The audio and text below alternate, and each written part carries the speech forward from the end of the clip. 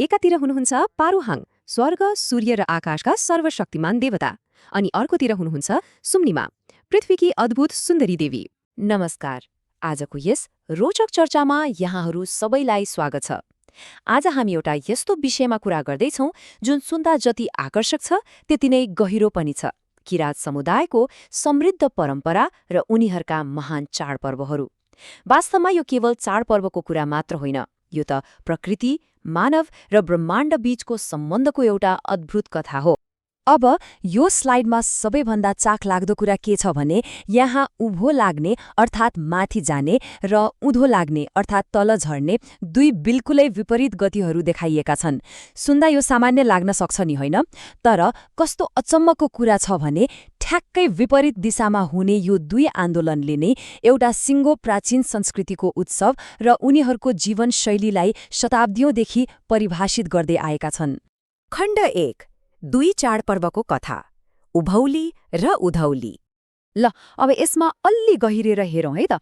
आधुनिक किराँत उत्सवहरूले मुख्यतया उच्च लेकाली चरण क्षेत्र र न्यानो तल्लो क्षेत्रहरू बीचको मौसमी बसाइसराईलाई जनाउँछन्। यस समयमा परम्परागत साकेला नृत्य गरिन्छ।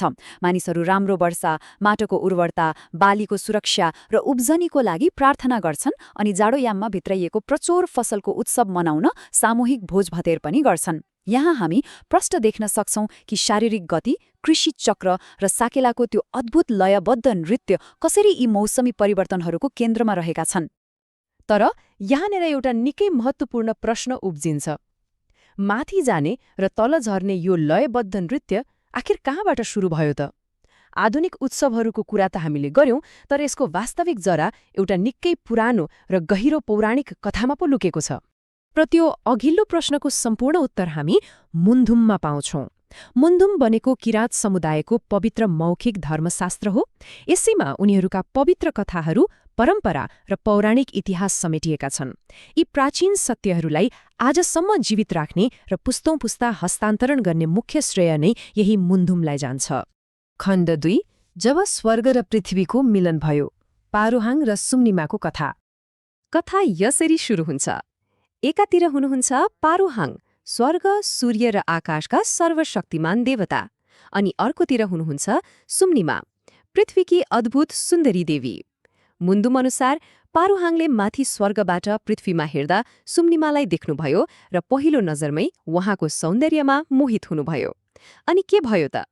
आफ्नो अगाध प्रेम दर्शाउन पारूहाङले स्वर्गीय सामग्रीहरूबाट बनेको एउटा निकै सुन्दर काइयो उपहार स्वरूप सुम्निमालाई पठाउनुभयो।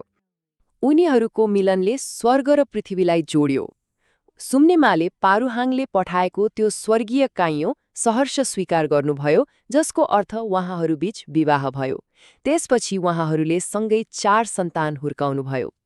यो कुनै सामान्य मिलन थिएन है, यो त दुई विपरीत तर पूरक शक्तिहरू जोडिएर सम्पूर्ण ब्रह्माण्डको प्रतीकात्मक जग निर्माण भएको एउटा विशाल क्षण थियो। खण्ड 3, परित्याग र जादुई लहरा, एक सङ्घर्ष।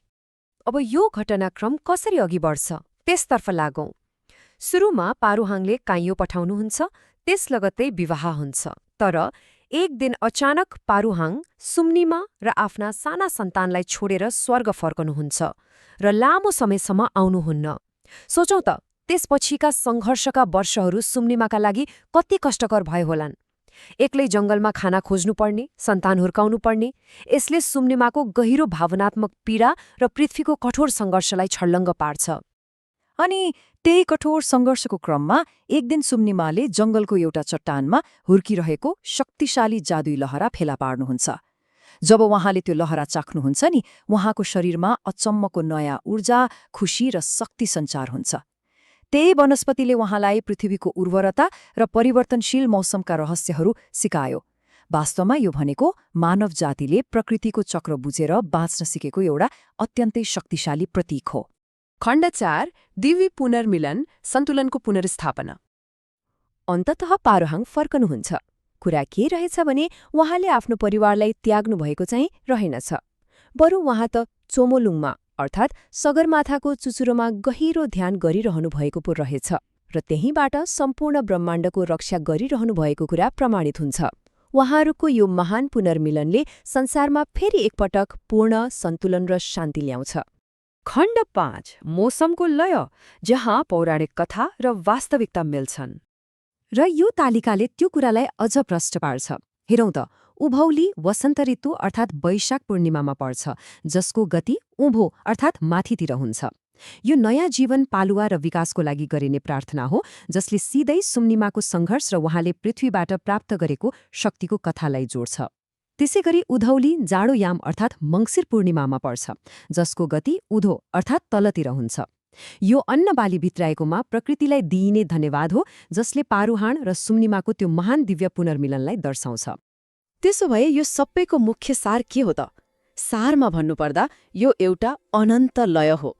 स्वर्ग र पृथ्वीको दिव्य विवाहको स्मरण गर्ने, प्रकृतिका चक्रहरू मार्फत जीवनलाई निरन्तरता दिने र साकेला जस्ता नृत्य अनि सामूहिक उत्सवहरू मार्फत आफ्नो इतिहासलाई सधैँ जीवित राख्ने।